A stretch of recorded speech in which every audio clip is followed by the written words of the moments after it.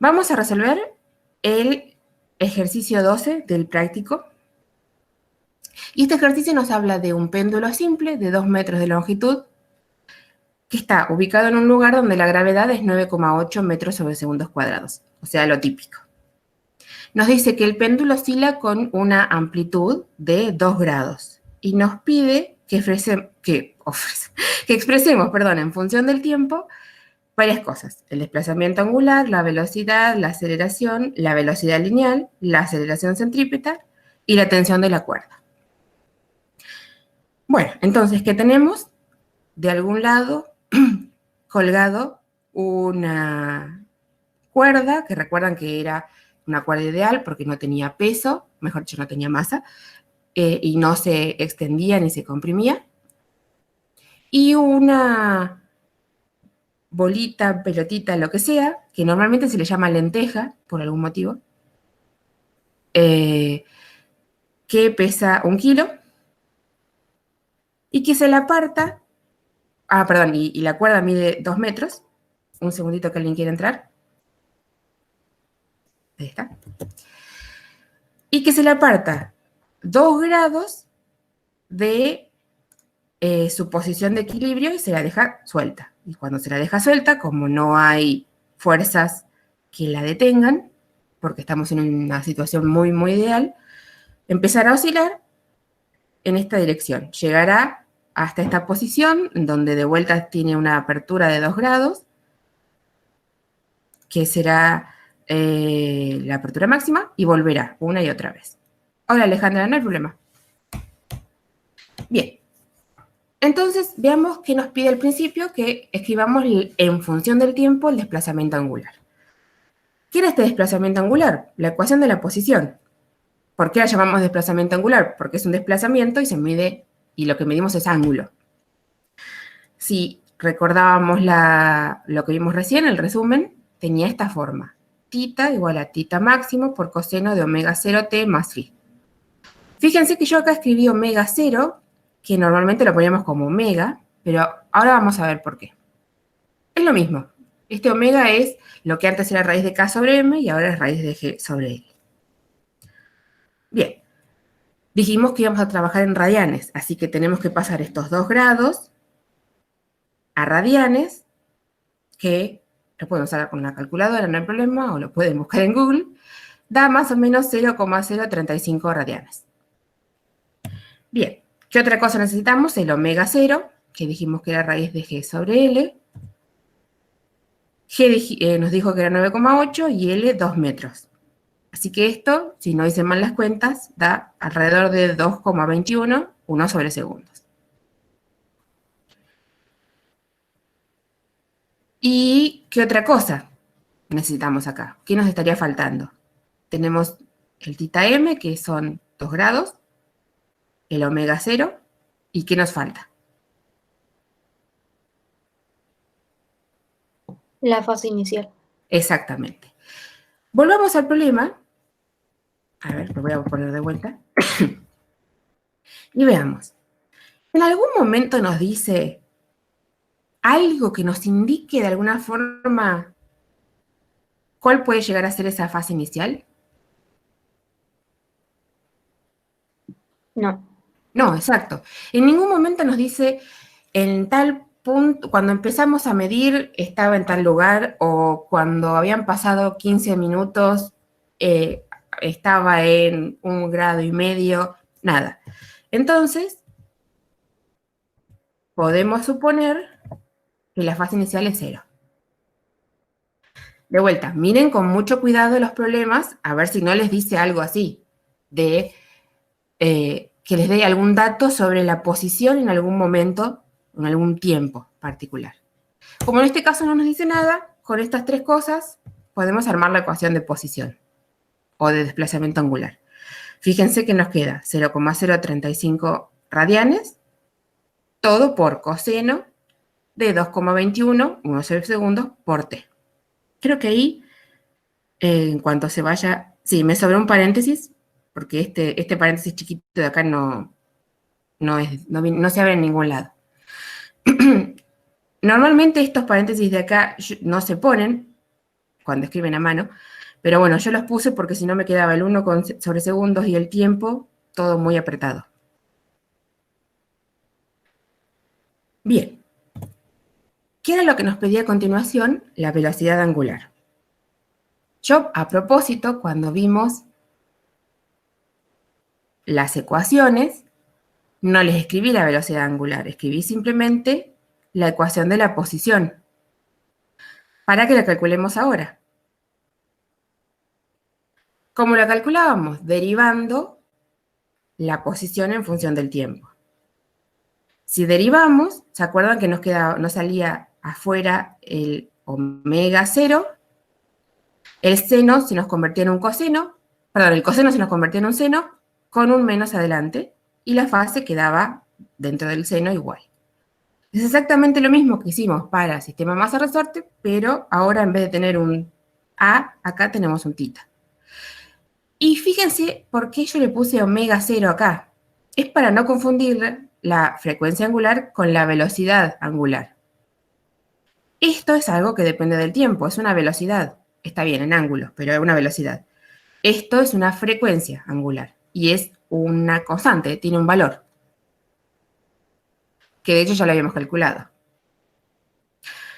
Bien, así que de acá podemos aplicar las mismas cosas que hicimos para la parte A y vemos que omega nos queda menos 0,035 radianes por omega 0, que era 2,21, por el seno de lo de adentro, de 2,21 segundos por t. Y haciendo las cuentas, simplemente nos queda aproximadamente menos 0,077 radianes sobre segundos por el seno de la faz, de lo que está de acá adentro.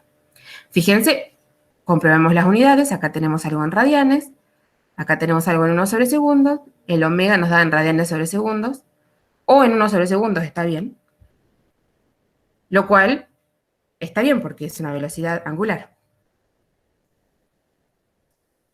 Bien, el punto C nos pedía la aceleración angular, que hacíamos derivando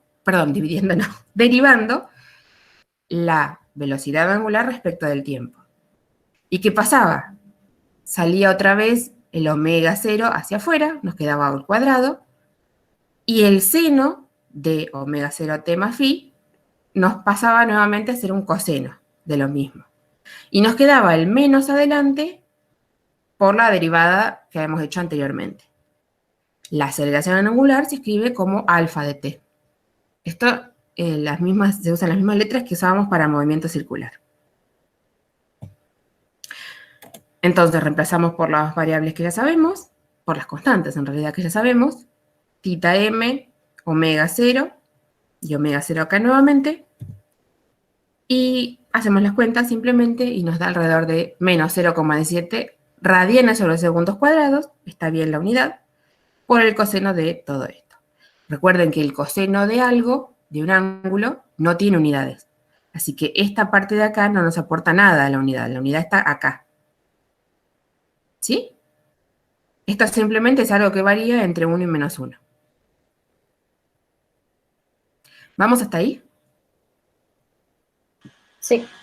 Genial. Cualquier cosa me dice.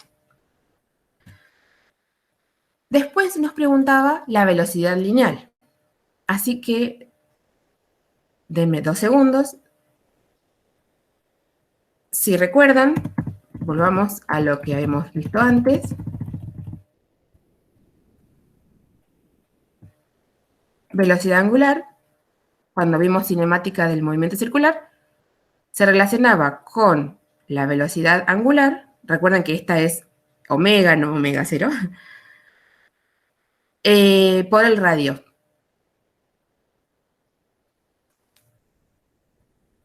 ¿Y quién es el radio en este caso? El largo de la cuerda del péndulo. Así que la velocidad, en función del tiempo, recuerden, será el omega en función del tiempo también, por L. Así que simplemente a omega lo multiplicamos por los 2 metros que mide la cuerda y hacemos la cuenta y fíjense que nos da, bueno, un número Y acá nos queda metros, ¿se acuerdan que el radianes lo podemos poner o no? Metros sobre segundos, que es la unidad de velocidad. Así que esto está bien, al menos nos dio bien las unidades. Nos dieron bien las unidades. Bien, recuerden acá siempre que este paréntesis de acá está de más. Lo otro que nos preguntaba era la aceleración centrípeta. Volvemos a nuestro machete de ecuaciones y vemos que la aceleración centrípeta se puede calcular en función de la velocidad lineal, dividiéndola por el r al cuadrado, o de omega al cuadrado multiplicado por el r, donde el r de vuelta era nuestro L. Yo voy a elegir usar esa. Así que la aceleración centrípeta me queda omega cuadrado por L. Nuevamente, si recuerdan, la aceleración centrípeta normalmente era una constante. Acá Profe, nos quedamos en el machete. mil disculpas. No, no hay problema. Gracias por avisar. Bien, yo les decía que había elegido usar omega por L, perdón, omega cuadrado por L. Ustedes usan el que quieren, da lo mismo. Y me quedaba la aceleración centrípeta, que nuevamente depende del tiempo, igual a omega, dependiente del tiempo, al cuadrado por el L. L de vuelta era 2 metros, omega era todo esto, que era lo mismo que usamos para la parte D, al cuadrado. Cuando le llevamos al cuadrado, este menos se nos hace positivo. Recuerden acá que tienen que elevar cada término al cuadrado, o sea, el 0,77, perdón, el 0,077 y el seno. Así que resolvemos y esto queda, si se ven las cuentas nuevamente, alrededor de 0,012 metros sobre segundos cuadrados, perfecto, esa es la aceleración, por el seno cuadrado de lo de siempre. Y acá viene algo un poquito más complejo, que nos pide calcular en el punto F la tensión de la cuerda si la masa de la lenteja es de 1 kilo. No tanto complejo, sino que es un poco más largo. Bien. Ustedes vieron en algún momento en el Moodle, que yo ahora, como el Moodle no anda, a ver, vamos a probar. Ah, sí anda. Denme 2 segunditos que, bueno, está un poco trabado.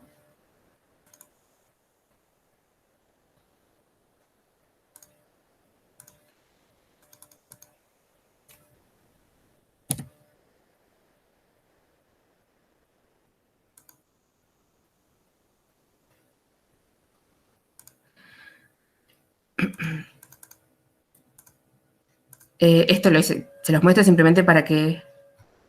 Ay, está muy trabada. Acá.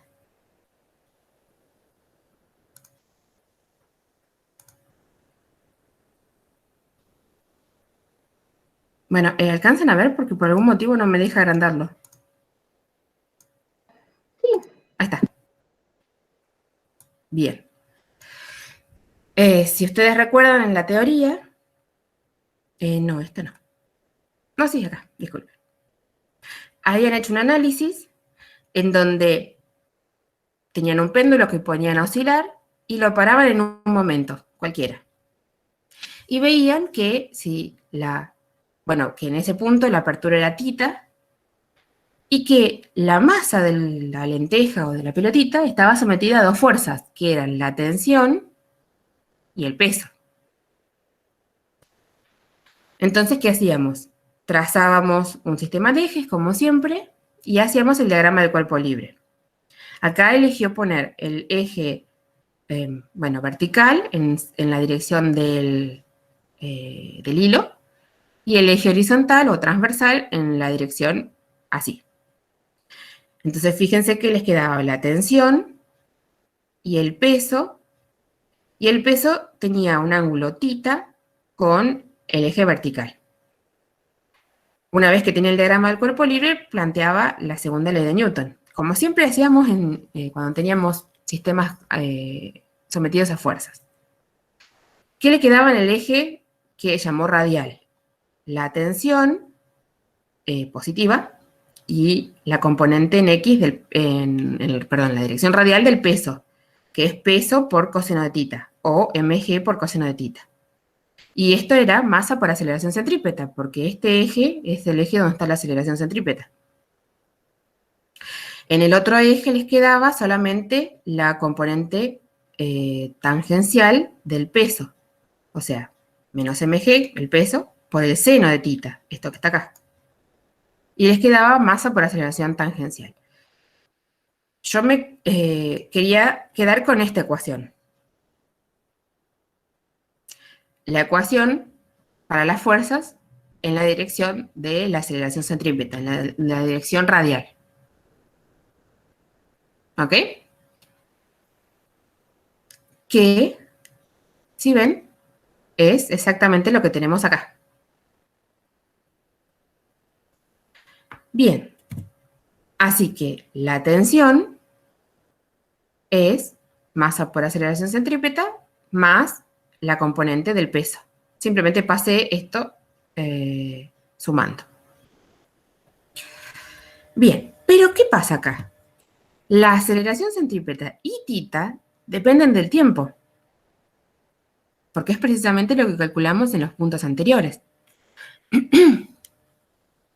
Así que cuando escribamos la tensión, no va a ser un valor como estábamos acostumbrados, no van a ser 15 newtons, va a ser algo bastante más complejo o largo.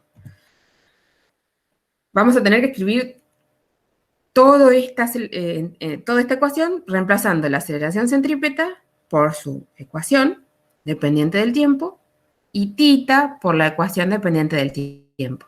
Entonces, fíjense que nos queda acá 1 kilo por 0,012 metros sobre segundos cuadrados. Kilogramos por metros sobre segundos cuadrados nos da newtons. Así que nos queda algo en newtons por un seno cuadrado. Más otra cosa que está en newtons por un coseno de algo por otro coseno. O sea, nos queda bastante complicado. Esta, así entera, es la ecuación de la tensión en función del tiempo. Que en sí, si lo vemos, podemos decir, sí, ok, está en newtons. Bien, hasta ahí nos dio bien, pero ¿qué es esto? Bueno, podemos graficarlo. Acá tienen graficada la tensión y acá abajo el tita en función del tiempo. Fíjense que toda esa ecuación horrible es algo que se asemeja, al menos en vista, a un seno o un coseno, o sea, a una función trigonométrica, pero está desfasada alrededor de, y esto es aproximadamente 9,5. O sea, se traslada como 9 centímetros, no, 9 metros creo que deben ser, hacia arriba. En realidad no están en las mismas unidades, así que no importa. Y además también es como que va más rápido. Fíjense que en el tiempo que el rojo tarda en dar una vuelta en total, este dio como 2 vueltas. Si la vemos más de cerca, tiene esta forma. Entonces, la tensión oscilará entre 9,2 newtons y 9,8. Oscilará periódicamente, al menos a simple vista. Y para describirla sí o sí necesitamos la ecuación esta horrible. Bueno, no horrible, rara simplemente. Bien. ¿Dudas sobre este problema?